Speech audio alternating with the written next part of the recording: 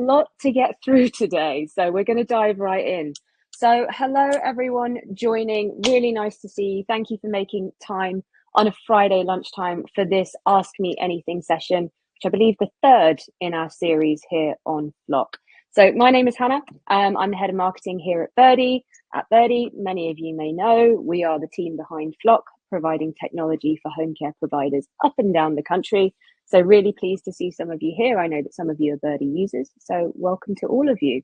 So what we're going to be doing today is we are doing an Ask Me Anything style session all about ethics in overseas or sponsored recruitment.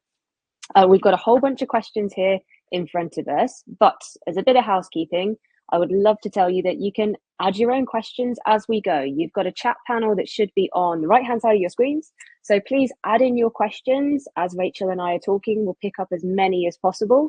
And also would love for you guys to say hello and introduce yourselves on the chat. Tell us who you are, tell us where you're calling in from, and we can all make some new friends as we go. So that's going to be the course of today. The session is going to be recorded as well. So if you do need to jump out or get a sandwich or a cup of tea, don't worry, you won't miss out. And that will be shared on Flock afterwards for you to share with anyone else as well. And that is about it. We will be here for about an hour today. Oh, someone says, hello, everyone. I cannot hear anyone. The screen is frozen. Are we on mute? Could someone else give us a quick hello just to make sure that you can see and hear us all right? If you can, hope you can, let us know. I'm just going to hold it here for a second in case.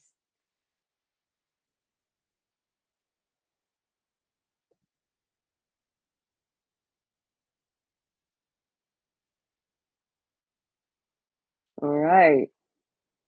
Perhaps. Greg, okay, great. We've got some. Great, fantastic. Thank you for confirming, everyone. All right, Sue, if you've got some issues with the live stream, would recommend that you refresh, log out and come back in again, and then hopefully it's going to work for you. Anyone else, if you've got any issues with the live stream, audio quality, video quality as we go, please just give us a shout in the chat. We will do what we can. Right, that's housekeeping and intros aside from me. So now I'm really delighted to welcome our guest speaker for today, who is going to be our subject matter expert. So welcome, Rachel. Would you love to tell the nice people about yourself? Hi, nice to have you. Nice to be here, rather. Thank you for having me, rather. Hi, my name's Rachel. I'm the CEO of a company called Lifted Talent, and we are a technology platform and a team who are designed to help you make it simple and ethical to recruit sponsored staff here in the UK or overseas. And we run a service called Sponsor Switch, which is specifically to help care providers hire sponsor staff who might already be in the UK looking for a new sponsor. I also run my own care business as well. Excellent, thank you. You are going to be the fount of all knowledge today. I'm really excited to dig into this topic because it is one that is always top of the news agenda, and particularly in this time that we're about to go through in a few weeks with a potential change of government, there could be a lot of interesting things going on this subject, and I think it's at the forefront of everyone's minds, and it's not exactly an easy one to wade through. So we're super grateful to have you with us to help us walk through what we should do and what we should not do in this field. But let's start with the basics. So first question for you, Rachel, which might be quite obvious. What is sponsored recruitment? I think that's a great question, actually. It's not super obvious. It seems obvious, but it isn't in practice. So basically, anyone who doesn't, people's right to work depends on the type of visa that they have. So if they're a UK citizen, usually they can work in any job. But depending on the visa they have, they might need sponsorship to work here in the UK. And so anyone that's not on a student worker visa or a dependent visa typically, or an asylum seeker, will need sponsorship to work here in the UK. And what that means is that they need an employer to ask permission from the Home Office to employ that person. And then their right to be in the UK is dependent on continuing to be employed by that employer. So the care provider is the sponsor, and the person that was working for them, the care worker, is the person being sponsored. And so that's what sponsored recruitment is. It's important for people to know about it, even if they themselves are not sponsoring staff, because there are lots of care workers now in the UK who are sponsored by another company, and they're allowed to do a certain number of extra hours with you as a care provider. But you still need to make sure that that sponsor is following all the rules. So any care provider, whether they're doing sponsorship or not, really should know a bit about sponsorship. Excellent. So much to dig into there. So now we kind of know what it is, and thank you so much for that definition. I mean, I'm sure a lot of people are here today because they're interested in doing it. What are the kind of reasons behind wanting to do this as a care agency? What are those benefits that come with it? Yeah, I think the main reason that people often look to sponsorship is because they're struggling to recruit people locally.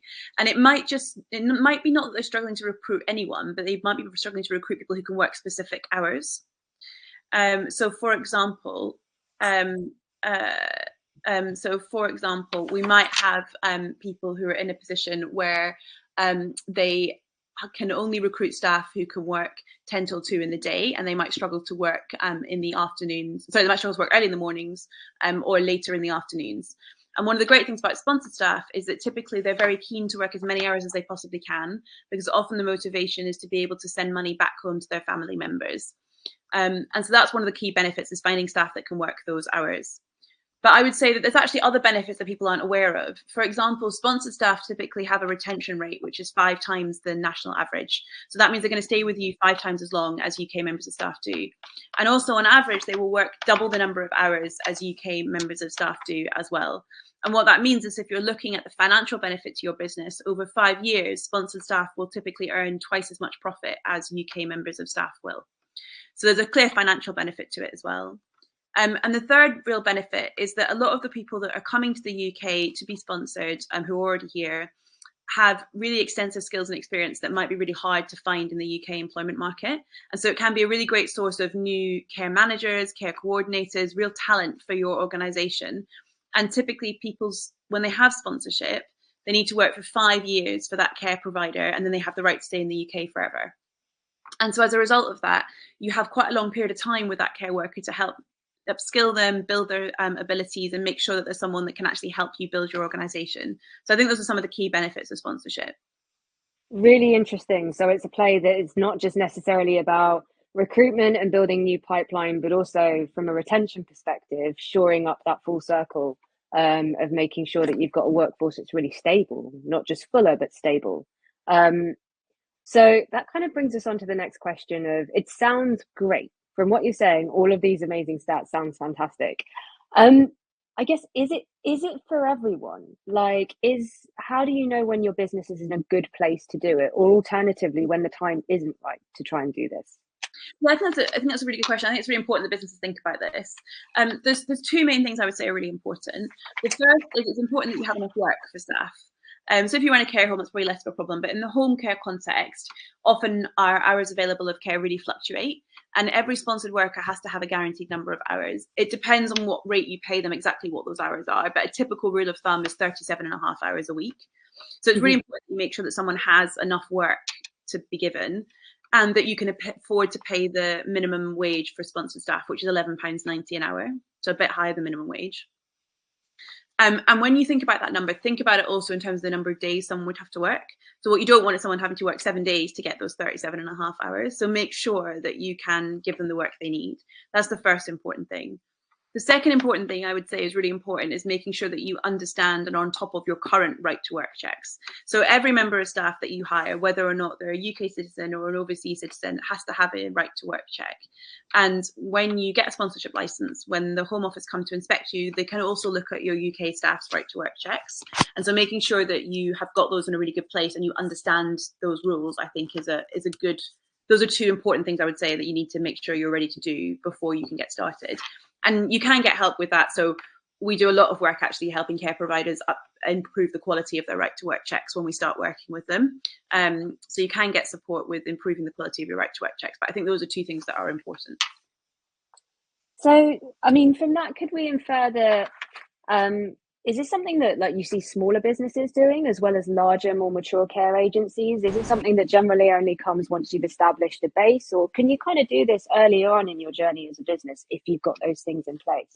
Absolutely. I mean, the whole point of why we set up Lifted Talent is because we wanted to make it really easy for small businesses to do sponsorship. So we work with care providers that have got 5 carers, and we work with care providers that have got thousands of carers.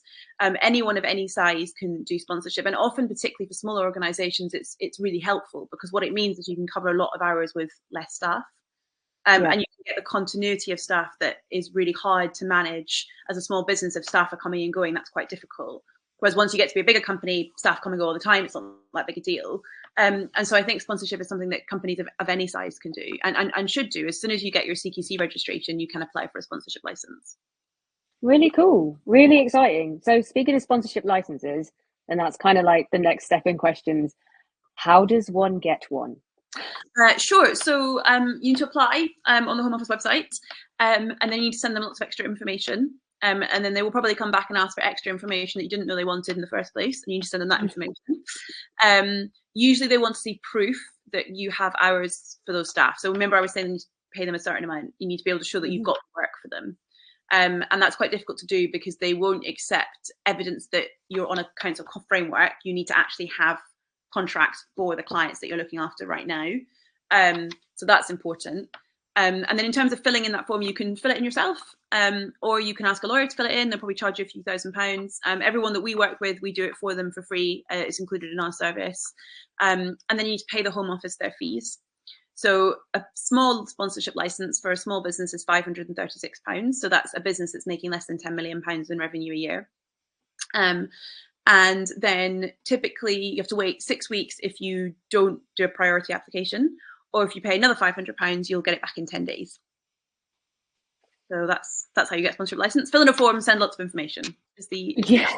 It's not that difficult to do. Quite fiddly because increasingly now the Home Office are asking for proof even before they give you a license of your right to work checks, for example. Yeah. So it can be fiddly, and it's useful to have support with that process. But that's how you do it.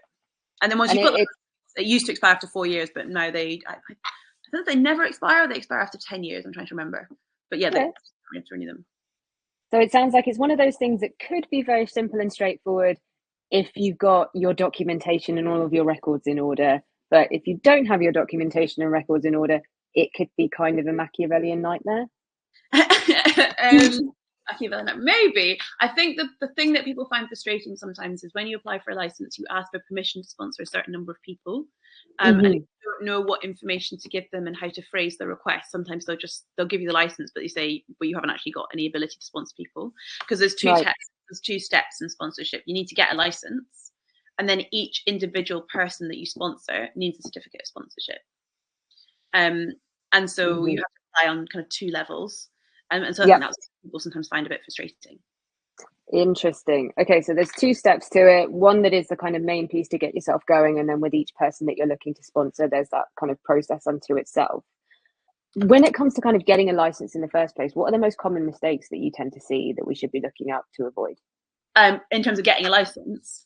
Yeah, not sending the documents. So basically you fill in the form online, and then you have to download the form that you filled in and sign it and send that wet signature copy along with a bunch of extra documents within 5 days if you've applied. And people often forget to send the documents, and so then reject the license. They might give you another shot, but often if they do reject the license, they'll ban you from applying for another license for 6 months. So it is really important to get it right. And something, sorry, I should have said up front actually, is another reason that people often sponsor staff is they might be employing staff at the moment who are on student visas, for example, and those students, they're coming to the end of their courses. Those people will have to leave the UK unless you sponsor them. So even if you're not interested in sponsoring new staff, sometimes it's the only method to retain staff you already have. And so therefore, if you mess up the license application and they ban you from applying for a license for 6 months, that has quite a big implication for those people in their lives and for your business. So it probably is worth getting support on the license application. Makes sense. And there's more that I would love to. I've got some more questions for you later on about what that kind of ongoing process looks like and what that sort of maintenance process looks like once you've done the initial recruitment, once people are working for you, what you have to do in order to make sure that everything's up to code day to day and that they can stay. Okay, so getting a license. And then as I understand it, and I'm very, very new to this topic of conversation, there are different types of sponsored recruitment, right? As I understand. Could you kind of talk us through what those are at a high level? Yeah, there's 2 different types of sponsored recruitment. So there's sponsoring people who are overseas and you're bringing them to the UK for the first time, and there's sponsoring people who are already here in the UK. So if you sponsor them from overseas, it's called a defined certificate of sponsorship. And if you sponsor them when they're already here in the UK, it's called an undefined certificate of sponsorship. And it's really important you get that right, that you allocate the right one to the right person. An easy way that I find to remember it is undefined starts with a U and it's UK. And defined certificate starts with a D and it's D for distance. That's how I remember it, and it's never done me wrong. So Nice. those are two different types of sponsorship. Okay. And how do you see, like, do you see the people that you work with going for one more than the other, and any kind of key reasons behind why you would choose one or the other? Yeah, absolutely. So I would say there's a real trend towards people doing undefined recruitment, i.e. people already here in the UK, for a few Mm. reasons. One, because people are already adjusted to life here in the UK, and two, because it seems to be easier to get permission from the Home Office for undefined certificates of sponsorship than it is to get permission for defined certificates of sponsorship. And so as a result of that, you see many people more doing it with staff already here in the UK.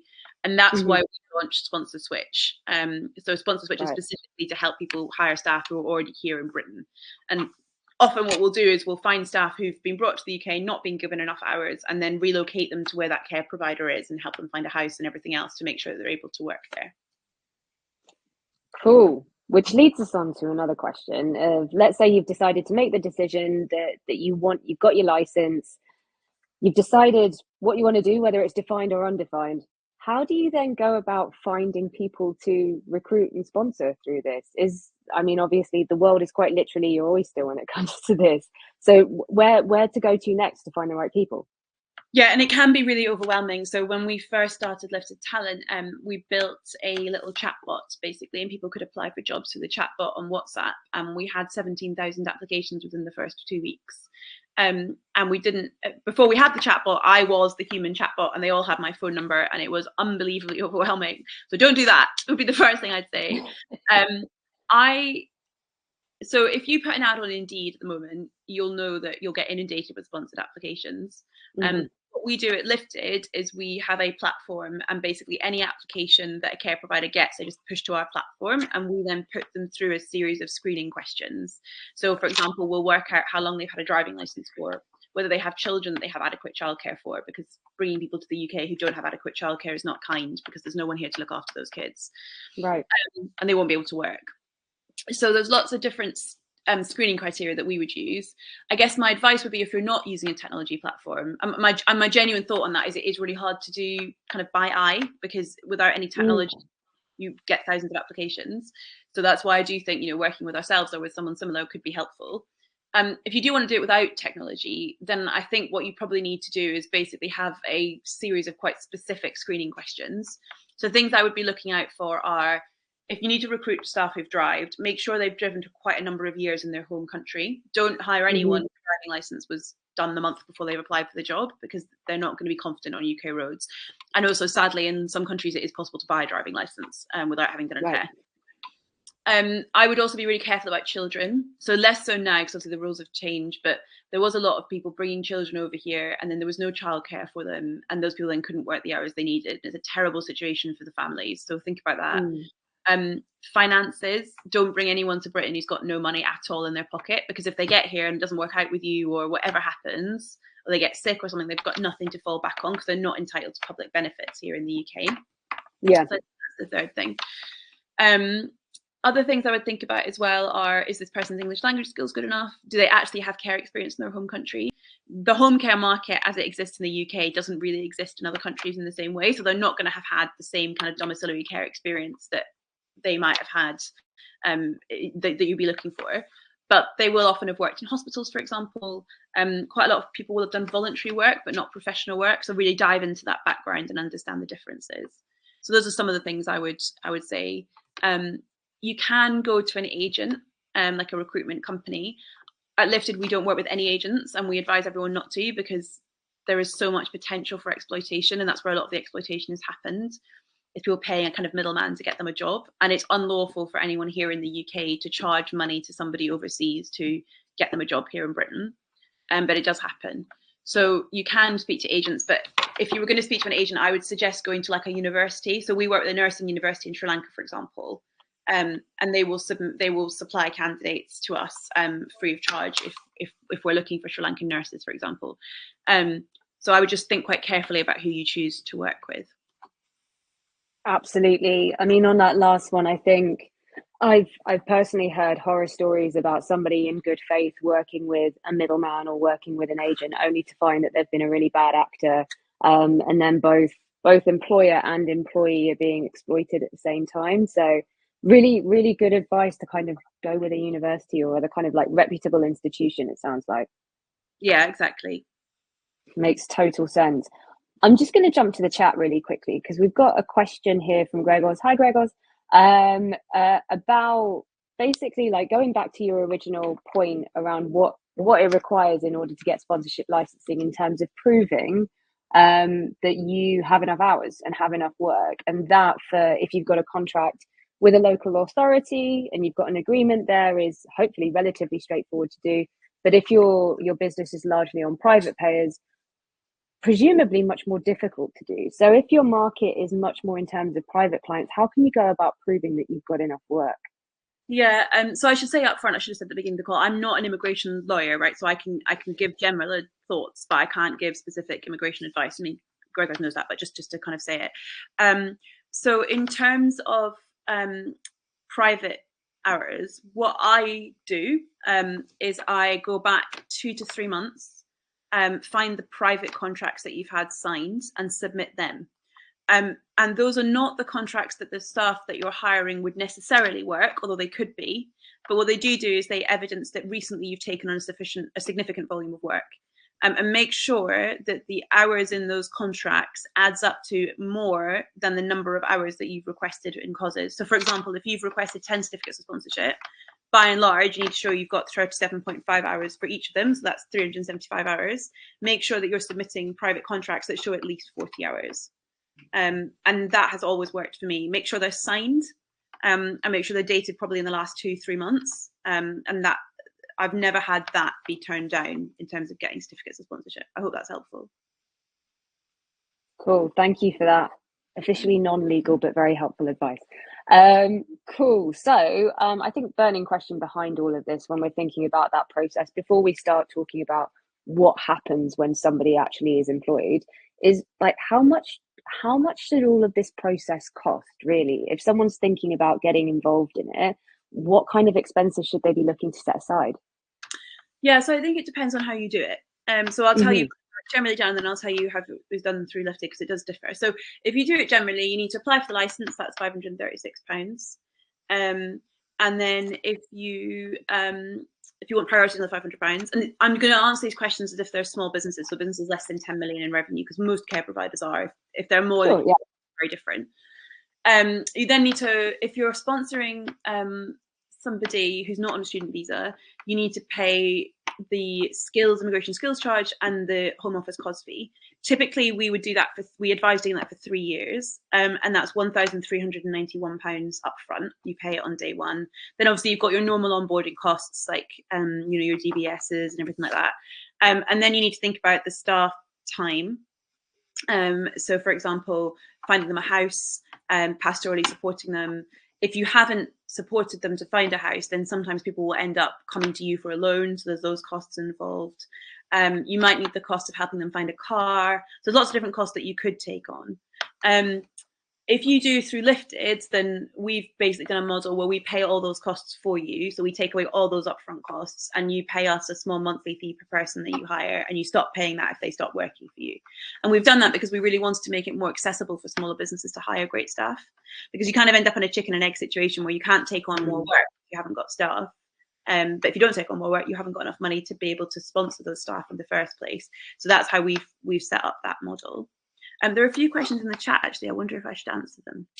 Yeah, I think there's a quite interesting thread here from Ellie. I think if I could kind of sum these up, it kind of sounds like a situation in which you've got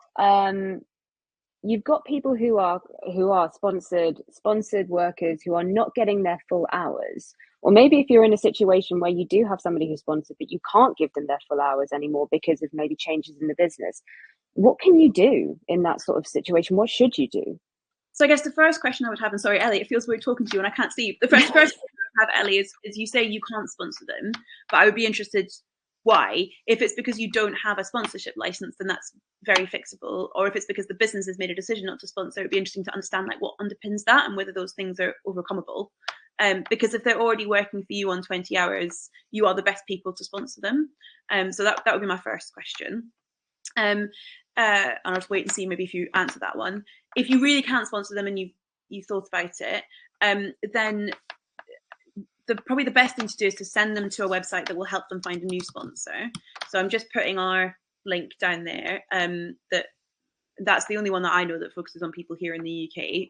Otherwise, I focus on someone else's.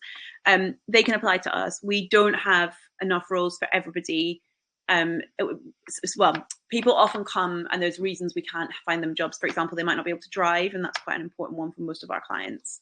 But we do have a lot of jobs now available, so we might be able to help. The second thing I would say is, if they're really struggling from a financial perspective, there's the Care Workers charity. They have available grants for people, and they're doing a lot of work in supporting sponsored staff. It depends on the situation in their current sponsor in terms of how bad it is. So if, for example, they're getting, say, 20 hours, you're not CQC registered. Okay, fair. Yeah, you can't sponsor then, unfortunately. Thank you for that. So unless you're in Scotland or Wales, in which case you can. So I'm going to assume you're not. Sorry, going back to the point about what to do with how to help them. So you can help them find a new sponsor. If the current situation is that they're not being given as many hours as they should be given, then that's one thing. If they are being treated really badly by their existing sponsor, then you probably want to think about making a report to the Home Office or to the modern slavery lines. Bringing people here to the country, not giving them any work is people trafficking, because those people probably paid to get here, and it needs to be stopped. So making a report about that is probably the right thing to do. Otherwise, referring them to help them find a new sponsor. Because what I would also say is that's quite a vulnerable situation, because at some point, if that sponsor is not giving those carers any work, the Home Office will find out and take their license away, and then those people will have 60 days to leave the country. So you want to proactively point them in the right direction. So as I said, do send them to our website, and if we can help them, we will try. I hope that is helpful. Just said, does the government do any checks on sponsors? Yes, the government does lots of checks when you apply for the license, but they can only check what information they have. And there's a huge amount of demand on them, and they're increasingly doing more and more checks, which is why it's getting harder and harder to get certificates of sponsorship, even for good companies. But there are people that set themselves up as care providers over the last few years who are not care providers. Let's be clear about that. They are people traffickers who are not CQC registered, who charge people £10,000 to come to the UK. Now, that's got a lot harder because now only CQC registered sponsors in England can sponsor, and that has made a big difference. But there are still people who are stuck in that position from before because the rules don't apply retrospectively. I think there's an extra follow-up question here on this subject from Nicola. I think it's about, can someone work 20 hours for me if they're not already working full-time hours with their sponsor? No, not technically. So someone's right to work, remember I said at the very top of the call, someone's right to work is contingent upon their sponsorship. So that means their right to be in Britain is contingent on that sponsorship. So if they're not working their full hours for their main sponsor, they're not fulfilling the conditions of the visa. And so they don't have any right to work in the UK, and technically they don't have any right to be in the UK. Now in practice, and in March, the Home Office changed the rules and published saying you now need to collect evidence that those staff doing those 20 hours for you needed to have evidence of the fact that they were working full time in their main sponsor. But what I would say is, if you do have people in that position, do think about sponsoring them. I know it seems scary, and I'm kind of having to tell you about the rules because that's the purpose. But the whole working with Lifted or with someone else, like our whole purpose is to make it really simple. And we've helped lots of people who say, I don't want to recruit new staff. I just want to be able to keep the great people I've got. And getting a sponsorship license and keeping those people is a great thing to do. It really is. It's a really wonderful thing to be part of, helping people change their lives. And some of the best moments ever in my career have been watching sponsored care workers' children like thrive in the UK. And so I do think it's something to think about if you can do it. And hopefully we can make it more affordable. But yes, if they're not working their main hours for their sponsor, fair enough, that makes sense. It does take time to get COS from the Home Office. There's a few things we've found that we do to speed up the process. So we've managed to get most people COSs quite quickly, if you wanted to chat about that. But it is sometimes hard, I agree. But no, technically they shouldn't be working for you if they're not doing their full-time hours with their main sponsor. Thank you for that. And thank you for all of the questions, everyone. I think it's very interesting to understand, obviously, even if you're an employer that is not sponsoring someone, that need to be aware of the kind of situation of the people that are working for you who might be sponsored by someone else is just as critical. So kind of like moving on to the scenario in which we've got a sponsorship license, we have successfully managed to sponsor someone. What do you need to do when they actually start work? What are the kind of like practical things that you need to think about once they're here and once they begin? Sure. So maybe can we just do you mind if I just step one back? I'm not sure I've said enough about what they need to do before they start, and then I'll answer Sure. Yeah. There's them. more. So in terms Okay. of, yeah, sometimes before they start, there's lots of background checks you need to have. So for someone to get a visa, they have to have proof of English language. They have to have, and it's a specific English language test they have to have. I won't go into all the details. Then you've got other people are still asking me more questions about 20 hours. Maybe I'll just answer that 20-hour question because it picks up on the last point. So are you saying, what do you suggest as the care provider employing that person who's employing them for 20 hours? So the question really becomes, is anyone going to find out, really? And if the Home Office came to inspect you and that person wasn't working their main hours, then you would be breaching the rules, but I can't tell you, whether they're going to come or not. I think if I were in that situation and I were you, I would be speaking to that care worker. If you actively know they're not working their hours, then you really can't employ them, because they're breaking the rules. If you suspect, that's I guess slightly different, but if you actively know, what I would suggest is you put something in the contract up front that says, you confirm to us that you are working these hours, and if you're not, you'll let us know immediately, and you every so often email them and remind them. Through Lifted, our technology platform does all that for you, so it will remind them automatically. But if you do it yourself, put it in your contract. Or another thing you could do is get a reference from that sponsor and get evidence. If you know they're not, however, that's a different situation. And what I would probably be looking to do, if you think that member of staff is a great member of staff and you're in a position to be able to give them more hours, is I would look into sponsoring them yourself. That's probably the safest thing to do in that situation. Hopefully that is helpful, Rosie. Cool. I will go back to answering the other question. So I'm throwing a lot of information at you, but hopefully it's helpful and not overwhelming, and you can always watch it back if it's a bit much. I think we're all going to need the recording for this one, Rachel, definitely. And again, I just want to be clear, none of this is immigration advice, it's kind of general signposting. So in relation to the point around things to do before they start. So yes, you need to make sure they've got a certificate of sponsorship. You need to make sure you've done all your background checks. So they have to have a specific English language test, and there's only a certain set of certain centres they can do that test in the world. Some countries need a TB test. You need a police record clearance of every country that person's lived in for over the last more than 10 years. And then you need to collect lots of evidence. There's a whole list on the Home Office website of what you need. So things like the job ad, the date they entered into the United Kingdom, your right to work checks. You'll need to redo your right to work checks at different points. If someone changes from being a student to being a skilled worker, you need to do a different right to work check. So there's lots and lots of documents you need to collect. And you need to make sure that you are collecting that information even as it changes. So that's the first bit. Once they're actually working for you, there's a few things you need to make sure you do. There's a whole series of events that if they happen, you have to report to the Home Office. So the Home Office, when you get a sponsorship license, you get an account on a system called Home Office SMS, the sponsorship management system. It's a piece of software. And that's how you apply for certificate of sponsorship, and it's how you assign them. And then once you have that person start working for you, then you need to notify the Home Office if certain things happen.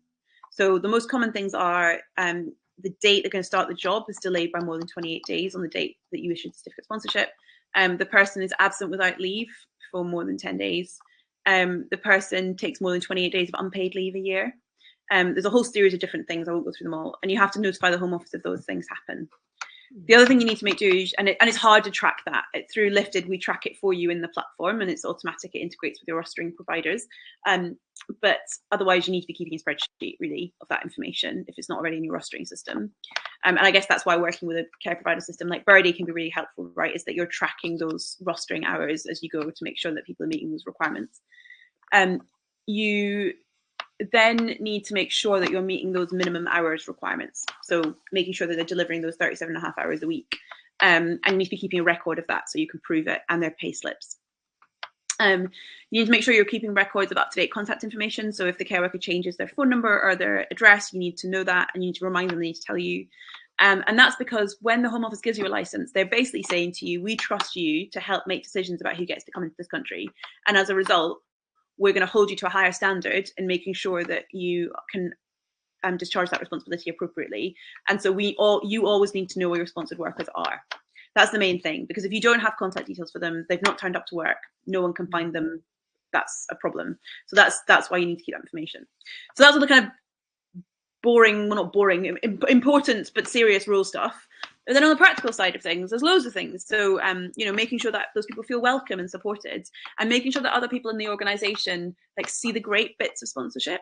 So one of the funnest things I've seen people do is one of our clients hired a kitchen, and they got care workers that they had hired through us, sponsored staff, and they also got their existing UK staff, and they have the UK staff teach them how to make British classics.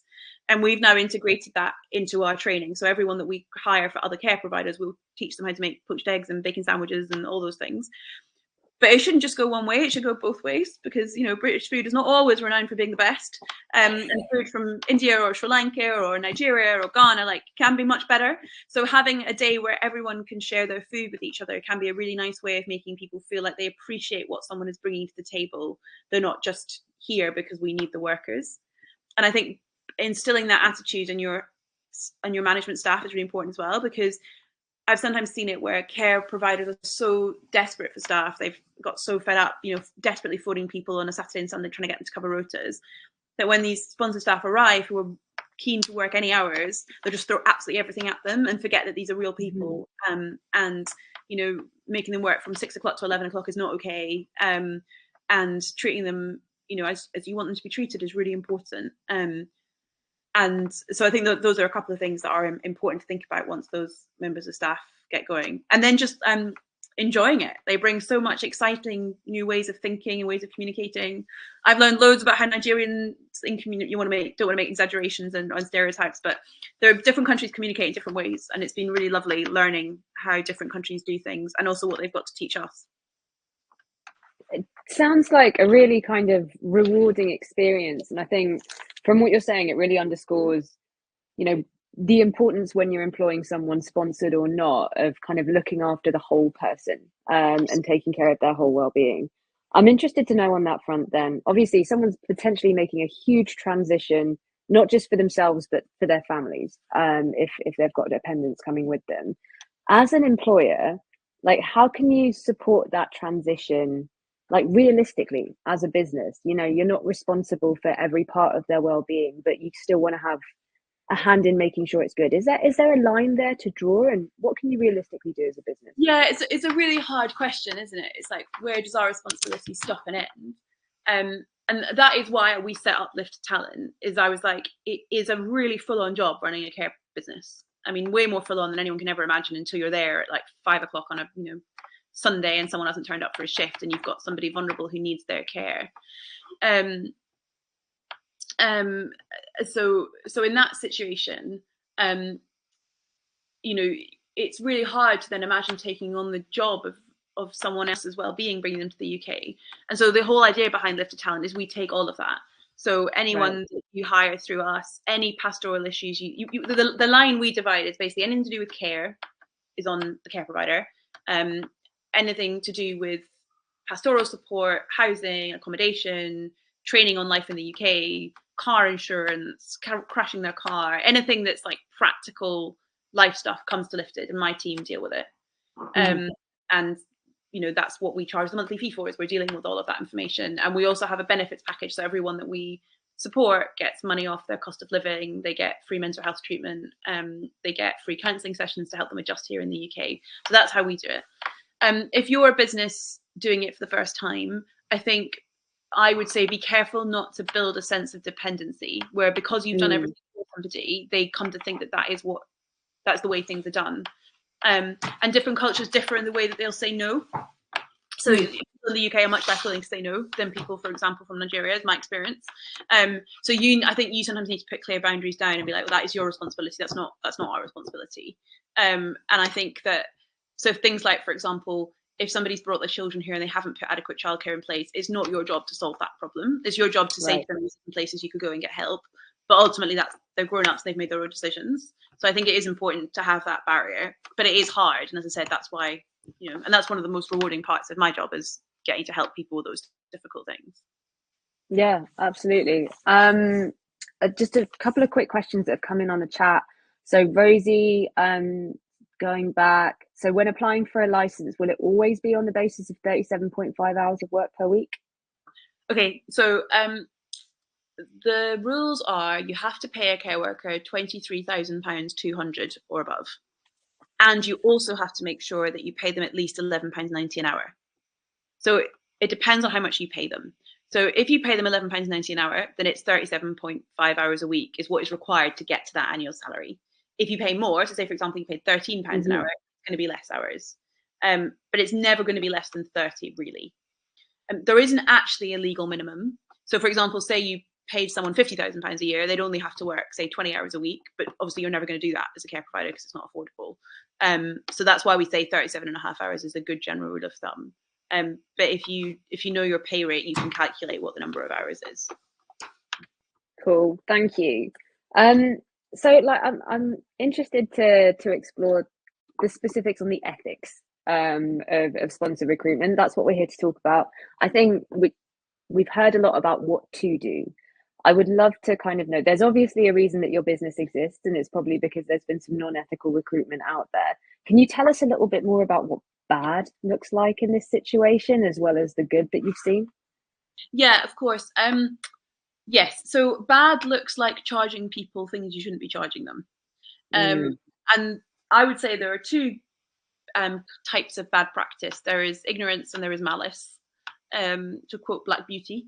And on the ignorance side of things, there are people passing on costs that they think care workers should have to pay, but they don't have to pay. And then there are people who are straight up exploiting people and making money. So if I take malice first, because that's kind of easiest, there are a group of people who are operating an industry where basically they're saying to people in their home country, so say you've got somebody in India or Pakistan or Bangladesh or wherever, and says, I'll get you a job in the UK, just pay me £10,000. And it seems cheap, right? Because once they get to the UK, until the 11th of March, they could bring their families, they could bring their partner, they could bring their kids, and 5 years later, they could stay in Britain forever. And, if £10,000 was going to transform my life, like, I'd pay it if you could, So, but it's a crime, because often they get to Britain, there isn't a job for them. And so they arrive here in the UK.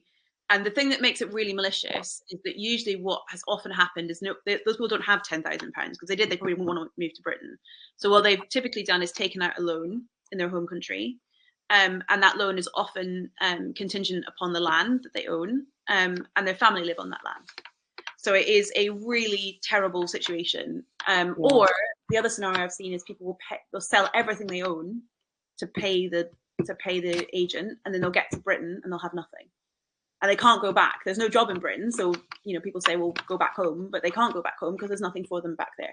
So, it is terrible, that behavior. I wouldn't say, there's more of it than there should be. And there are people that have made astonishing amounts of money from it. But I don't, in general, think care providers are doing that often. I think that is people whose industry is to exploit people, which exists in all walks of life, sadly. Yeah. Then there are people who are ignorant. And what you're not allowed, when I talked about the immigration skills charge and the certificate sponsorship fee from the Home Office, you are not allowed to charge the care worker for those costs. It's against the rules. But people sometimes think, oh, well, I've paid all this money and the care worker is happy to pay it, so I'll charge it to them. That is not allowed. You also have to be really careful with clawback agreements. So, for example, say you've paid for someone to get to Britain, and you say, well, if you leave within 6 months, or I'm going to charge you this amount of money back. And people can think that's reasonable because they've spent thousands of pounds on bringing this person to the UK. You need to be really careful about those agreements, because unless they're genuine increases in cost to your business, it's not. You don't want to have a position where someone is basically bonded to you in debt bondage. I mean, that's what that is. You want to be a bit careful about some clawback agreements. I'm not saying they're never right. There are some scenarios where they're fair. And actually, one of the best things care providers can do is lend money to care workers that have arrived in the UK and don't have any other way of getting credit. And, you lend them at no interest rate to pay for the deposit, and they pay you back over 6 months. That can be a great thing to do. So I don't think it's the case that debt is always bad. I think it's just a case of how you enforce it and what it's for. So those are bad practices. And then obviously bringing people here and not having any work for them. Take seriously that sense of having to provide them with enough hours. Like, it is on you to do that. And a lot of care providers, that's not how we operate, right? We're used to people dying and then the work disappears, sadly. So you want to think about that. I think those are some examples of bad practice I've seen, sadly. Gosh, well, sorry to bring the tone down a little bit. I do have one more question on the slightly, I guess, more negative side, and then we will lift this back up in order to see us out. But I mean, there is that case of, I guess, like any employment relationship, sometimes it doesn't work out, right? Sometimes the employee isn't the right fit for the business. Sometimes something goes wrong, which means that for whatever reason, you no longer want to employ them. In the situation where they are sponsored, like, what happens for A, the business, and B, the employee, that we need to consider? So you can let them go as a member of staff like you would any other. They have all the normal employment rights of UK citizens. So, you've been with you 2 years, you have to go through a process, as you would do. But you can let them go. And if you haven't got work for them, you can also let them go, because effectively the job doesn't exist anymore. And nothing happens to you. You have to report it on the Home Office management system. You sometimes get a bit of refund from the Home Office if they've not stayed for very long. For the care worker, they'll get a letter from the Home Office. The Home Office letter will say, it's called a curtailment letter, and it'll say, your sponsor's lost a sponsor, you have 60 days to find a new job or leave the country. And then we will help them find a new job, usually, if they come to us, or those. But people, I mean, these are people who've moved across the world, right? They're entrepreneurial, they're initiative filled. They will go out and try and find a job. But if they don't find a job, they will have to leave the country in 60 days, and so will everyone else. If they've got dependents here in the UK, then they will also have to leave as well. If you do it through Lifted, basically what happens is we just stop charging you the fee. So there's no financial risk. So say, for example, you hire someone from us, they leave a month later, we're out of pocket, not you, because we've done a bad job if that's happened. Understood. Okay, thank you for clarifying on that, because I think that is always a question on someone's mind. So last couple of questions, and folks who are listening in, now is last call for any extra questions as we start to run out of time. So you've mentioned Lifted and the kind of technology that you guys have in order to support this. Where else, in your opinion, can technology or automation or processes help make this entire journey a little bit easier for, both employee and employer? Yeah, I mean, obviously I'm biased, right? Because that's what our technology does to some extent. So I'll just maybe briefly run through the aspects that we cover, and then where I think there are gaps that other people could cover. So our software gets you a license, gets you certificates of sponsorship, introduces you to candidates that are pre-screened, does all of their pre-employment checks, UK and overseas, does all the CQC checks and sponsorship checks, tracks your sponsored hours, and keeps you updated of any documents changing. So that's kind of what we do. I think, and that is a lot of work. Before we built the technology, we're doing it manually. It's a lot of work. Gaps where I think you need other good systems is you need a really good rostering system that you understand and are able to track, particularly if you've got supplementary members of staff. You need to be able to track their hours alongside. So when I say supplementary, I mean people working the extra 20 hours with you. You be able to track that. You need a good care management system that makes clear that how easy tasks are to do, particularly to someone whose first language isn't English. I mean, a significant proportion of the UK care worker population, first language isn't English anyway. So, so in that scenario, it's important that a care management system is easy to use so that people are able to take notes and keep records of those notes. You need good staff communication messages. So for example, you need the ability to be able to communicate with your carers and talk to them. I've found that the best way carers like talking is over WhatsApp, but you need to think quite carefully about encrypting that data and making sure it's safe. And also there can be a slightly odd dynamic if you get all your staff in a WhatsApp chat. Sometimes that can be challenging. So you want to think about that.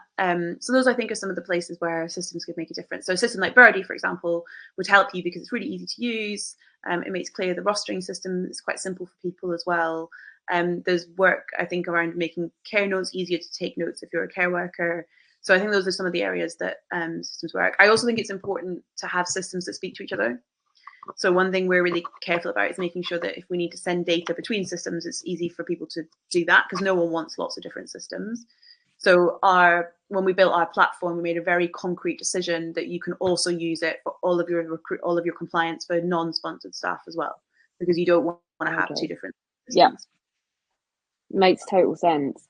And it's really interesting that you mentioned the sort of communication part, because it's absolutely been an observation from our side as well. And it's why at the tail end of last year, we introduced a message center within Birdie. So you've got the ability to not only have all of your messages back and forth within a really compliant system, and from a data protection perspective, that's really key, but also so that those messages are all attached to the right record of the right client. So you've got a continuous trail of what is back and forth living in one place.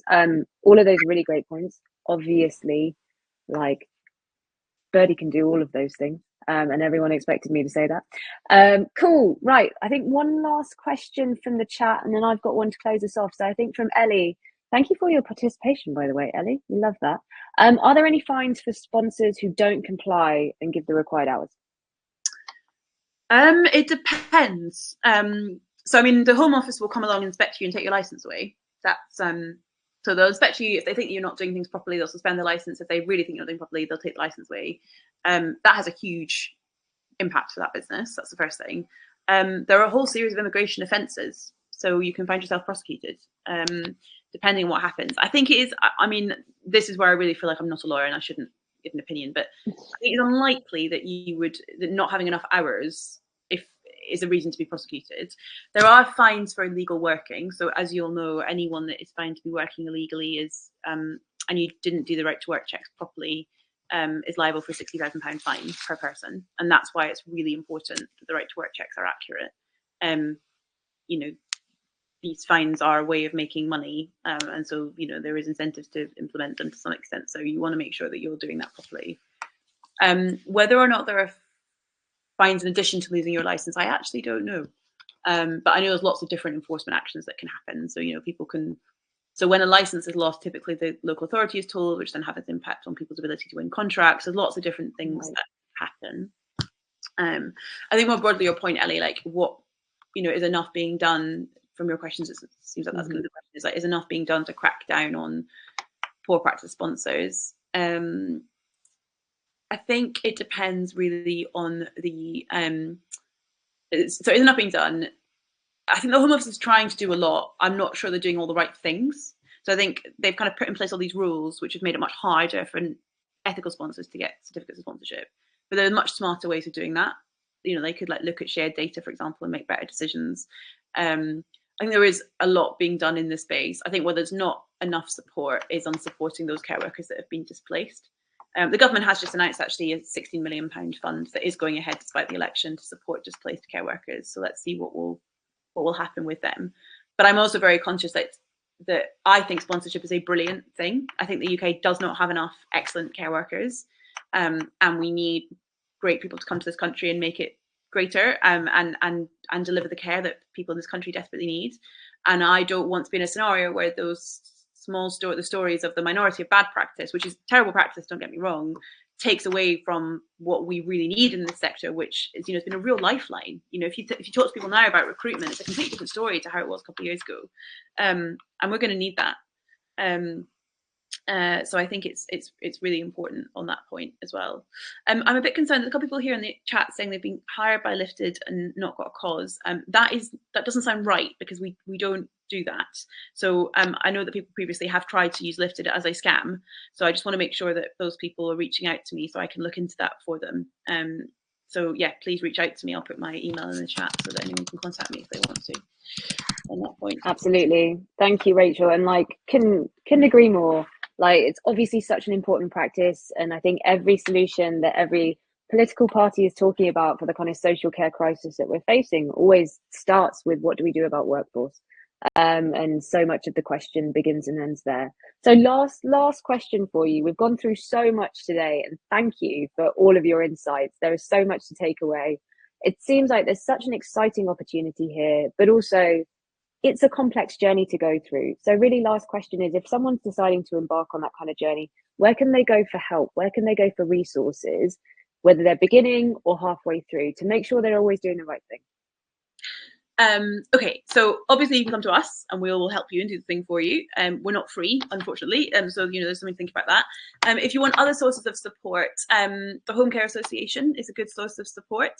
Local authorities can be a good source of support. If you're part of a franchise network, most of the franchise network head offices are doing more resources on sponsored recruitment. Some of them do it through partnership with us, some of them do it themselves. So those are some of the places you could go to get information. There is a Department for Health and Social Care International Recruitment Toolkit, which you can get information from. The Home Office website does have all the information, it's just hard to read. And then obviously there are immigration lawyers. It is an expensive thing, but some of them are really, really excellent, and do really great work and help people in tricky situations. So you can also go there as well. There's a few different places that you could go. Fantastic. Well, it looks like help is at hand. Well, I think that brings us to a close for today. We have covered so much. Rachel, thank you again for all of your expertise. I've certainly learned a lot. Everyone dialing in, I hope it's been really valuable for you guys as well. As I said, recording is going to be available here on Flock if you want to watch it back at any point, because I certainly didn't take enough notes. So that's it for today. Thank you all so much for joining, and we'll see you next time. Have a great weekend. Thanks, everyone.